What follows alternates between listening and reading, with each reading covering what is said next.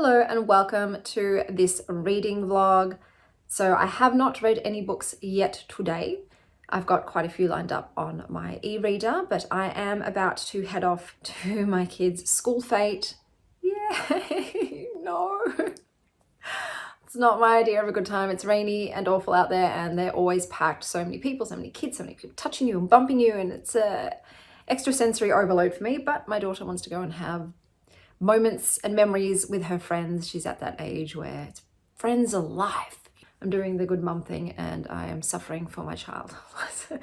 I'm going to suffer so that my child can feel joy, pretty much. So we're going to go to the fete. I've got to go to the shopping center to grab some stuff. I think I've got a Mecca beauty box loop thing waiting for me. So you best believe I'm going to grab it. If I've racked up the points, I want the perks, you know, so that's sitting there. So I'm excited to see what's in the box and I'll show you as well. Besides that, I've got some editing of videos to do and post up, and then I'm hoping just to chill and read some books, and I'll touch base with you when I get back.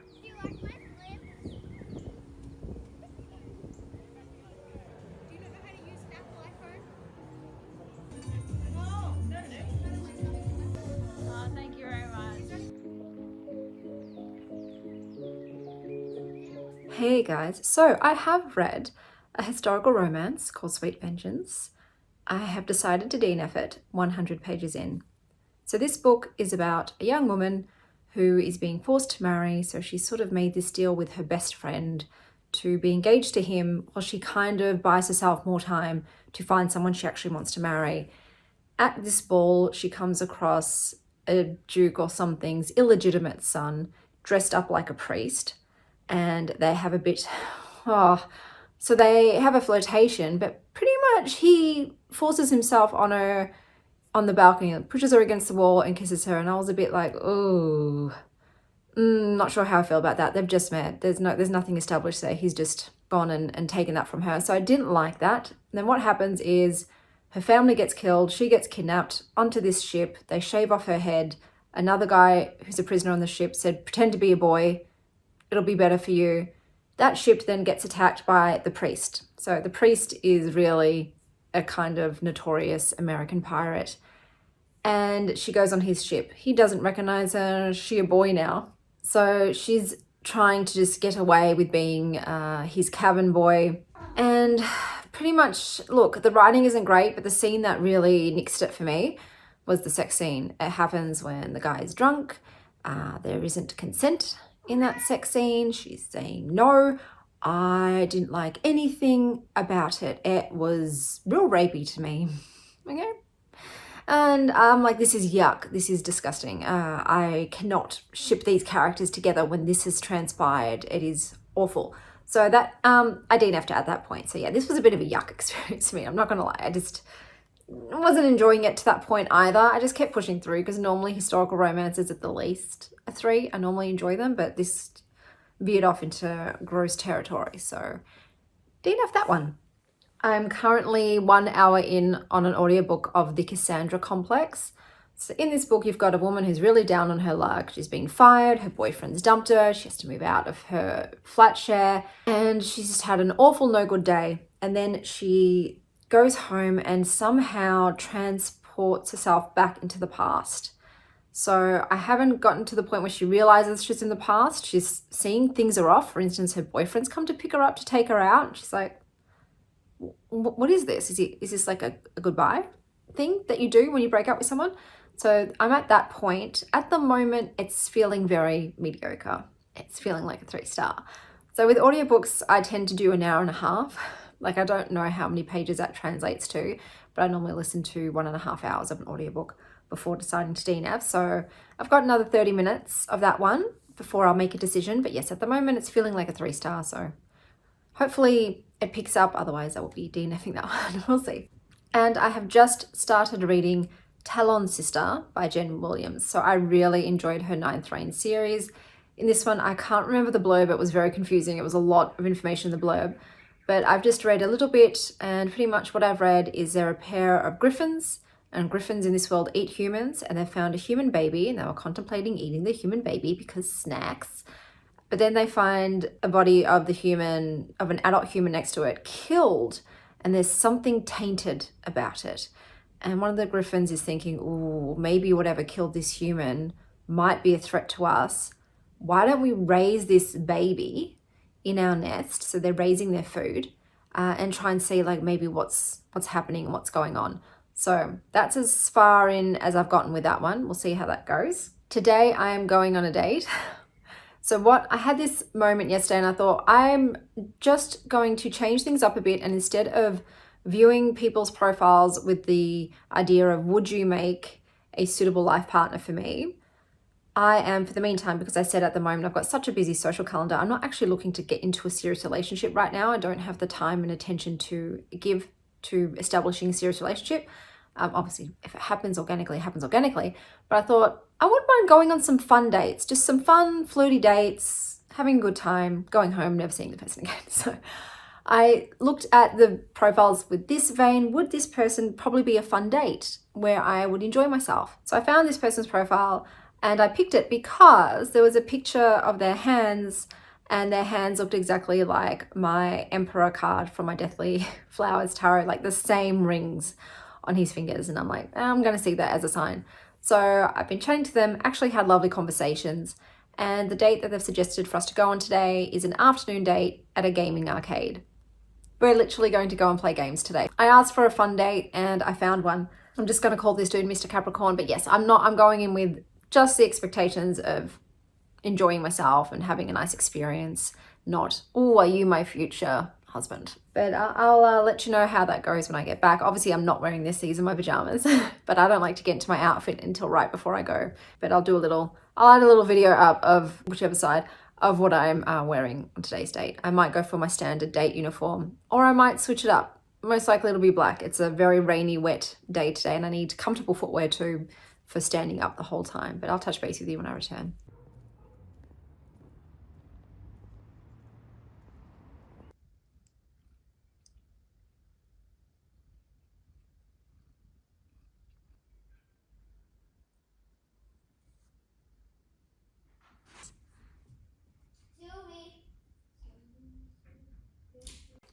Hey guys, Bluebell, sorry about that.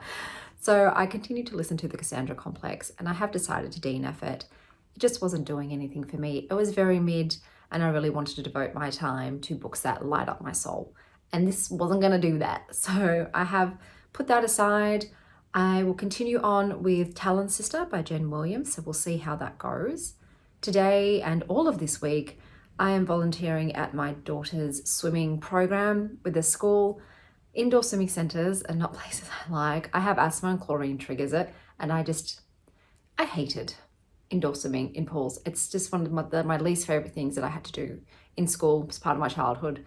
But I'm going to suck it up so I can help my kid get through it, because she also doesn't want to do it.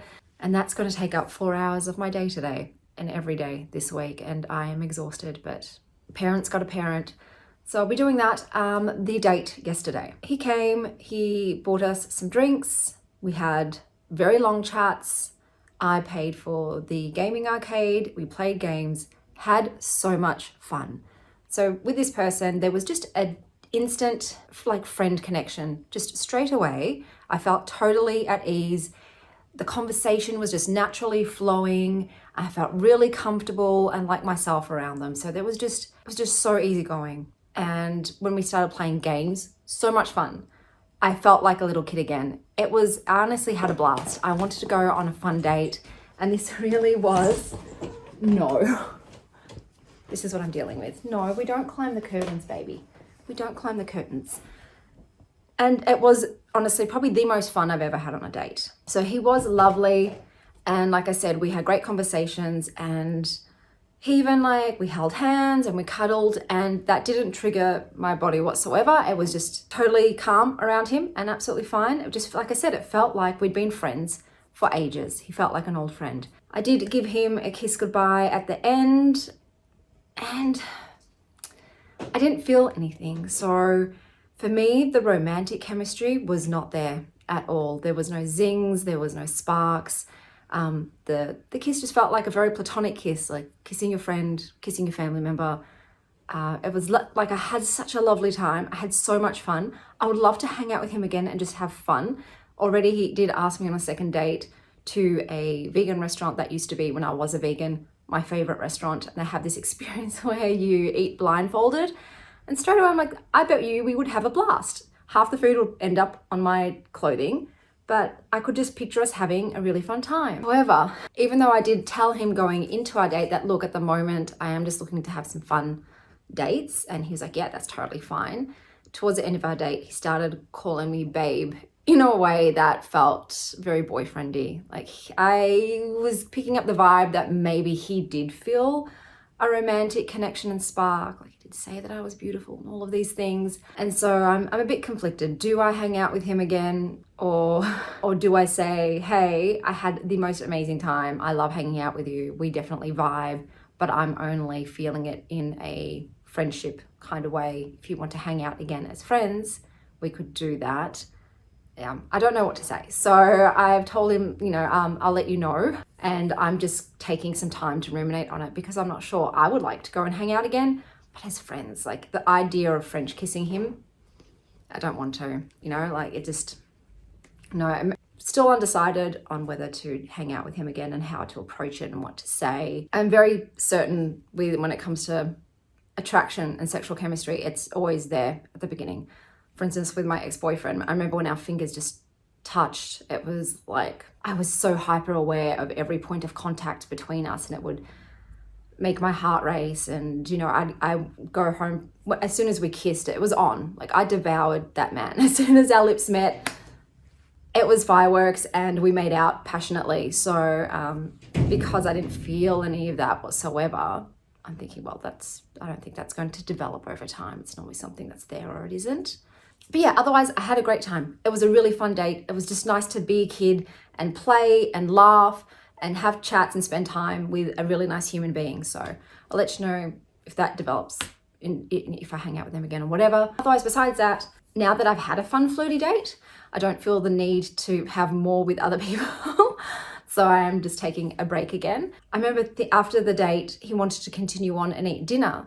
And I was hungry and would have loved to go to a restaurant, but we'd been hanging out for 4.5 hours at that point, and I did decide, no, I just want to go home. So that's also how I know I wasn't vibing romantically, because if it was someone that I was romantically interested in, I would have been like, yes, let's get dinner. Let's prolong this date as long as possible. But oh man, when I came home and I put my PJs on and I had a cup of tea and I sat down and watched Loki 2, I was having the best night. I'm like, I had fun during the day and now I get to just relax and chill. So overall, fantastic day. But yeah, for whatever reason, the energy is very weird at the moment. I know it was a solar new moon eclipse and we're in a very transitional season. Like, we're in spring, but every day it's like winter or summer or spring or autumn. We're just getting whiplashed with the very erratic changes in weather. And I don't know, I was trying to think, why am I so unsure what I even want to do with dating? One moment I'm trying to find someone, one moment I take 10 weeks off, and then I'm like, let's just go on fun flirty dates. Now I'm like, now I'm good.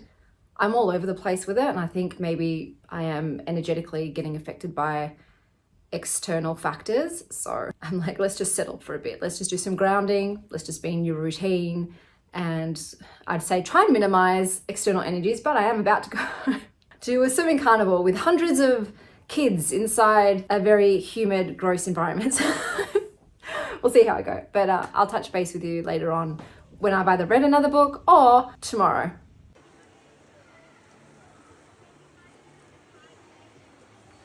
Hey guys, I am back from swimming. So a lot of fun. No fun. I did manage to get a lot of reading done though. So with Talonsister, I have read 280 pages. It is like a 560 page book. It's a beast. This book has so much world building. It is very intricate. It is very intense. There is so much of it. It's also in multiple POVs, which isn't my favorite thing. So there are some characters' POVs that I just really don't care about at all. To be honest with you, it is feeling like a 3-star, but I want to know what happens. I want to know how this all unfolds. So I am going to persevere with it. You've basically got these beings called Titans. So they are like mythical creatures such as wyverns and phoenixes. And in this world, only 2 still remain, the griffins and 1 bear dude. And then you've got the Imperium, I think it is. So this state, this that is wanting to control all of the other places, and they basically created an elite task force called, hey, forgotten the name for them, I'll put it up here, it's just escaped my mind at the moment. And they made these humans, they made these warriors by infusing the bones of deceased titans into them, and it gives them extraordinary powers of strength and healing, and they are able to sprout these blue wings.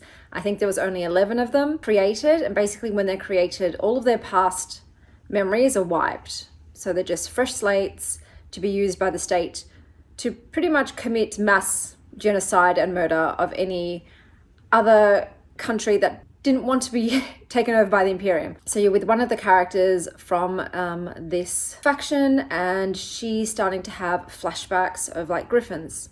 So she decides she wants to go to the land of the griffins. You then have the human that was adopted by the griffins, who, when they were older, attacked another griffin in self-defense, but because of it, her and her griffin sister were exiled. So they had to leave the griffins area. While trying to find a new home, they came across these other types of griffins. I think they're called bone walkers. And basically these griffins are responsible for sort of death rites of griffins. So when a griffin is dying or dead, they go and they snap the red tie of fate that connects them to people that they love who are still alive, so the people who are left behind can move on with their lives. Like, it's very complex. I'm not even delving into it. And then you've got a character who's a druid, which is basically like a druid. So the bear dude, god, whatever you want to call him, titan, has created this sort of people, so they're humans, but he teaches them how to connect to the spirits of the wildwood, and they end up growing horns, and they have like magic powers. They have their own sort of race now as well, so they're involved. Then you've got warring queens from different countries. Just, there's a whole lot of people. My least favorite character is someone who works for the Imperial Queen, and his like child sidekick protege, and he's like, he's acting, he doesn't agree with what the Imperial Queen is doing. It sounds like they're maybe tinkering with creating more species. They're doing something that's poisoning the wildwood, and the spirits in the wildwood are angry, and it might have to do with also the griffins. I don't know. There's just so much where threads like interweaving. Like I said, it's very slow. It is very slow paced. It is information heavy. Like, this world is being fleshed out thoroughly. There are characters I couldn't give two hoots about, but yeah, for some reason, I just want to know how it ends. So I am going to be pushing through it, and I'll touch base with you once I have finished the book. So I've still got half of it to go, but we'll see how I continue on.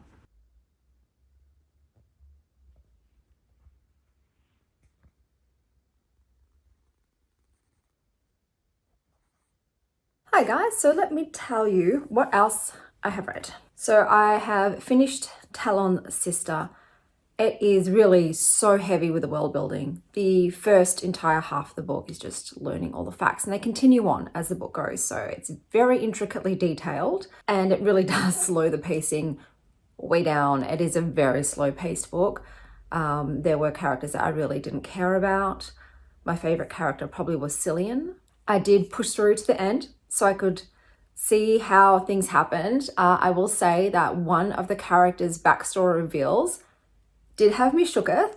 I was sitting there like that, could not believe that's who that character was. I'm like, well, that's some tea. Overall, I've given it a 3.25. So my feeling was correct that it was kind of like a 3-star book, but I did want to see how the story played out. I was intrigued enough to continue on with it. I'm not curious enough to continue the series. I'm quite satisfied and done now. The romance as well just didn't do it for me. Just the way it was written. It's not that I didn't like the characters together as a couple. They made sense to me, but the way those scenes were written just left a lot to be desired. It just didn't really hit. So yeah, Talonsister ended up being a 3.25. So the next book that I read is called Dress Rehearsals, and it's touted as a poetry memoir. So the poetries are kind of written in prose. It is a lot about, I guess, womanhood, femininity, gender, trauma, misogyny, sexism, queerness, just all of that kind of thing. I think a lot of people probably would find it quite shocking and maybe crude, crass, vulgar. They don't shy away from instance using words like vagina and the C word. That being said, I actually enjoyed it. There was one, I'll just give you an example. So one sentence is, womanhood shouldn't be synonymous with survival. There was a lot of bits that hit. I'm like, oh, I felt that one right there. If I was going to rate this, it would probably be a 4-star. So it's definitely a poetry book that I did enjoy overall. The thing with poetry, I do find they become repetitive. The poems sometimes feel repetitive, but I enjoyed the subject matter. I wasn't clutching my pearls at the shockingness of the writing, but I do think that a lot of people probably would. But I was like, okay, sister, tell it like it is. So I did enjoy that book, and I think the cover's really stunning. The cover just really does something for me. So I'm going to end the vlog here to try to make sure I keep it low. I will give you a dating update. So with the gentleman that I went on the really fun arcade game date with, and whom I had just an instant connection to, but a platonic connection to, I did let them know how I was feeling, and they were honest in return and said that they actually felt quite a strong romantic connection to me. So they were a bit disappointed, but you know, I can't change that. I feel how I feel, they feel how they feel. We did leave it open to sort of maybe connecting in the future and hanging out, but for the moment they're still on their romantic partner journey, and I'm like, I'm taking a break. It's so sad, and it really upsets me when I meet someone with whom everything else connects, and I just love their energy and I love being around them, but that sexual connection isn't there. It's very upsetting for me because I'm like, why isn't it there? Why, when they touch me, do I feel like nothing? Why do I only feel friendship? Why cannot there be, you know, something more? But I can't control that aspect at all. Either it's there or it's not. In this case, it was not, which is very disappointing, because then, hey, my search would have been over. You know, I would be starting a new relationship right now, possibly the one I would be with for the rest of my life, but it wasn't meant to be. So I just have to trust the universe, maybe someone even more compatible who's out there for me. That has been the lovely thing. The last few dates that I've been on have been with people that I really admire as human beings, that have a lot of the qualities I'm looking for in a partner. The only thing missing was that spark, that zing. So in terms of the type of people that have been coming my way, they are just more and more what I guess would be my ideal partner. So that I'm very thankful for. I've had lovely times with them and really enjoy the dates, and it's just more confirmation. Yes, I really like this in a person. Please give me more of that. Just also with a bit of spice, with a bit of passion, you know. But I will leave this vlog here. Until next time, stay wild, star child.